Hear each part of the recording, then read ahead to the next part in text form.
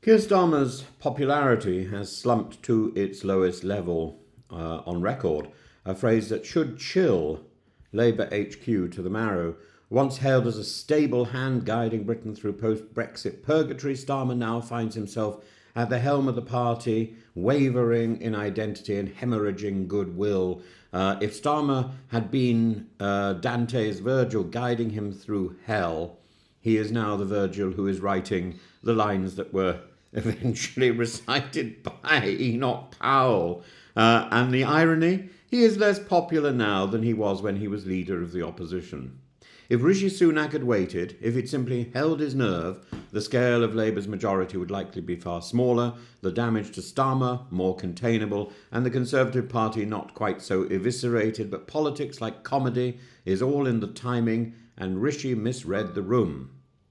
According to YouGov, Starmer's net favourability stands at minus 46. That's not among Tories or the disenchanted middle, that's across all voters.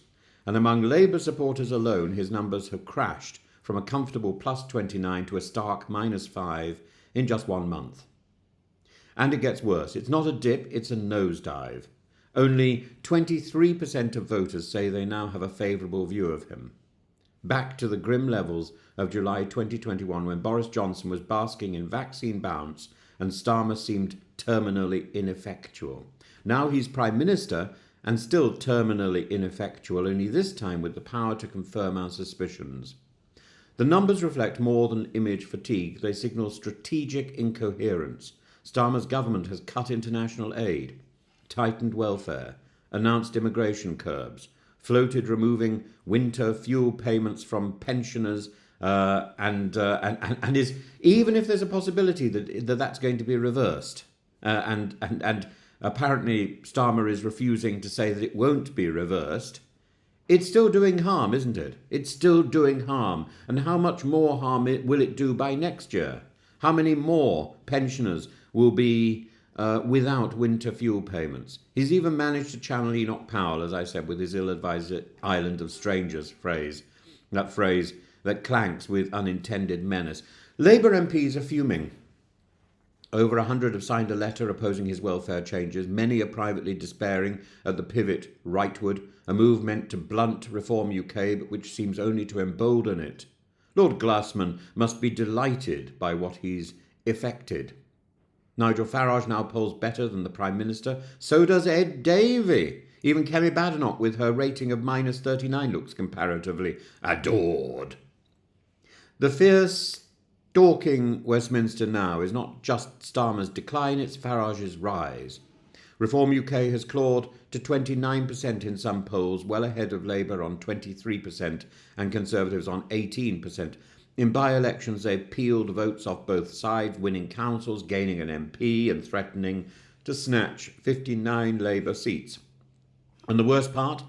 Starmer's strategy of mimicry, triangulating forward Farage-like, has not pacified the populace but legitimised them. He's sacrificed clarity for compromise, principle for political guesswork.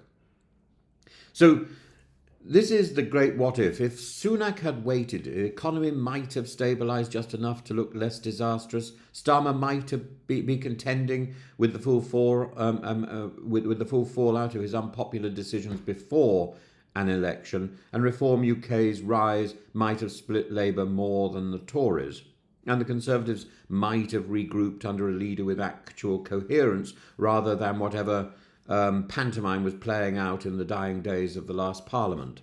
Instead, the snap election turned a simmering dissatisfaction with Starmer into a landslide victory by default, not of enthusiasm, but of exhaustion.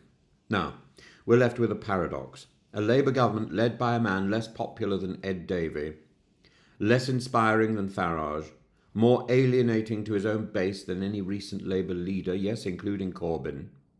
This is the question hanging in the air that Starmer dares not answer. What did we vote for? What does this government believe in apart from survival?